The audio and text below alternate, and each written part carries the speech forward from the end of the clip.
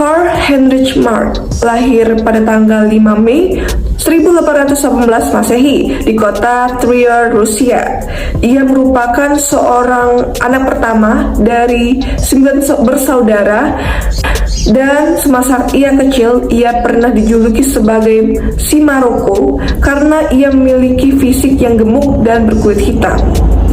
Ayahnya merupakan seorang pengacara, dan ayahnya terpaksa memboyong keluarganya untuk pindah agama ke Kristen Protestan. Ini disebabkan karena adanya tekanan dari pemerintah Rusia agar ayahnya dapat melanjutkan karirnya menjadi seorang notaris. Setelah lulus SMA, Karl Marx melanjutkan pendidikannya ke Fakultas Hukum di Universitas Bonn. Namun sayang, itu bukanlah impiannya. Ia pun memutuskan untuk pindah ke Universitas Berlin, filsafat dan sejarah. Saat di Universitas Berlin, ia bergabung di sebuah kelompok belajar yang bernama Youth-Religion, dan dari sinilah awal kekritisan pemikiran Karl muncul. Pada tahun 1841, Karl Marx mendapatkan gelar doktor, namun sayangnya ia tidak dapat melanjutkan impiannya menjadi dosen di Universitas Bonn. Lalu ia membanting setir menjadi wartawan. Karena ketidakpastian dan kebingungan nasibnya, ia bersama istrinya dan anaknya pindah ke Paris, Prancis. Di sini awal mulanya ia berkenalan dengan tokoh-tokoh sosialis Prancis. Tidak lama dari itu, ia pun pindah lagi ke kota di Jerman, dan disinilah awal mulanya dia diasingkan secara permanen karena propaganda tulisannya. Lagi dan lagi, Marx dan istrinya dan anak-anaknya harus pindah ke London. Ia hidup di London selama 30 tahun dengan serba kekurangan, hingga anaknya meninggal ketiganya karena kekurangan gizi. Istrinya juga meninggal karena penyakit kanker pada tahun 1881. Karl meninggal pada tanggal 14 Maret 1883. Nah, yang selanjutnya itu adalah mengenai struktur masyarakat. Karl Marx ini membagi struktur masyarakat ke dalam dua struktur besar, yaitu infrastruktur atau basis dan suprastruktur atau lapisan atas atau bangunan atas. Basis ini menurut pandangan Karl Marx itu merupakan motor penggerak dalam perubahan masyarakat. Nah, motor penggerak yang dimaksud ini merupakan produksi material yang terjadi di masyarakat. Jadi dalam pandangan Karl Marx ini, lapisan bawah atau basis ini ditentukan oleh dua hal, yaitu tenaga-tenaga produktif dan hubungan-hubungan produksi. Nah, yang dimaksud dengan tenaga produktif ini merupakan tenaga yang digunakan dalam kegiatan produksi, sedangkan hubungan-hubungan produksi ini merupakan hubungan yang terjadi ketika kegiatan produksi atau hubungan yang terjadi dalam kegiatan produksi. Nah, Karl Marx ini sendiri mendeskripsikan tahapan perkembangan ini ke dalam 5 tahapan perkembangan. Tahapan yang pertama itu merupakan tahapan komunal primitif. Nah, pada tahapan ini itu dicirikan dengan masih sangat sederhananya alat-alat yang digunakan masyarakat untuk memproduksi sesuatu. Nah, salah satu cirinya itu adalah alat-alat produksi yang digunakan ini merupakan alat-alat produksi bersama atau komunal.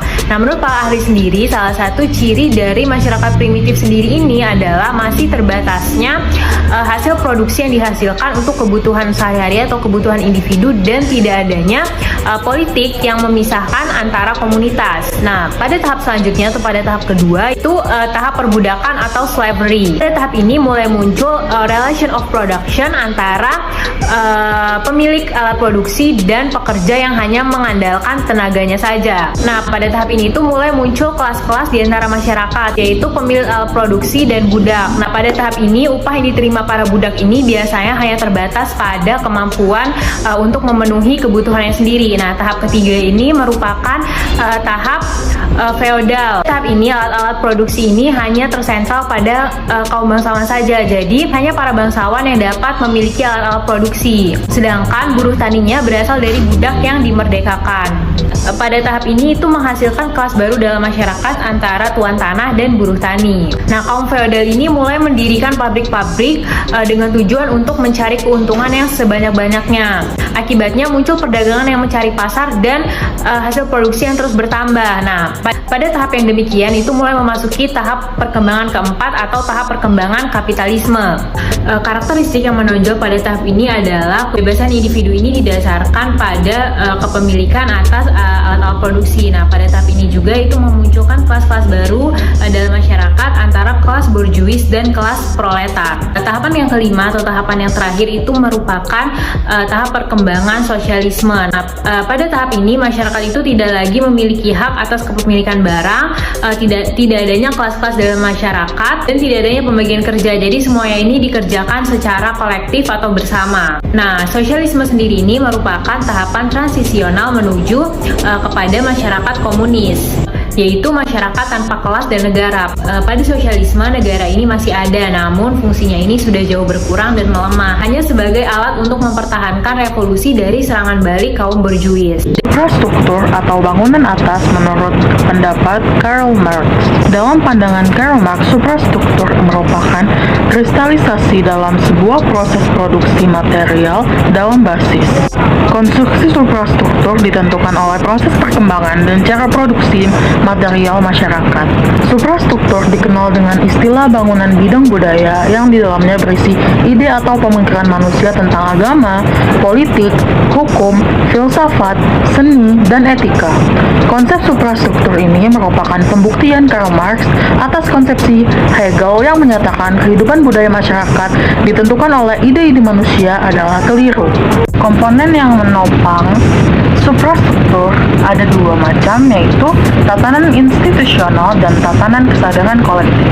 Tatanan institusional adalah segala macam lembaga yang mengatur kelangsungan hidup masyarakat di luar bidang produksi.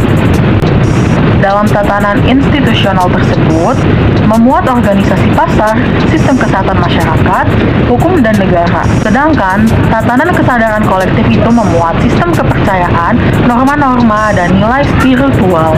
Isi dari kesadaran kolektif ini berupa pandangan dunia, agama, filsafat, moralitas masyarakat, nilai-nilai budaya, dan seni.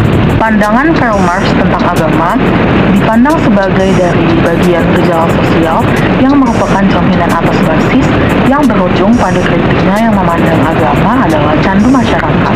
Karl Marx berkata, agama adalah kesadaran diri dan kebebasan pribadi manusia. Di saat ia belum mengenal atau menemukan dirinya, dan setelah ia telah kehilangan jati dirinya. Namun manusia itu bukanlah makhluk abstrak yang hanya berdiam diri di luar dunia. Menurutnya, manusia itu menghasilkan agama yang merupakan suatu kesadaran mereka terhadap dunia. Pandangan Karl Marx tentang struktur masyarakat yang telah saya jelaskan tadi dapat disimpulkan secara singkat.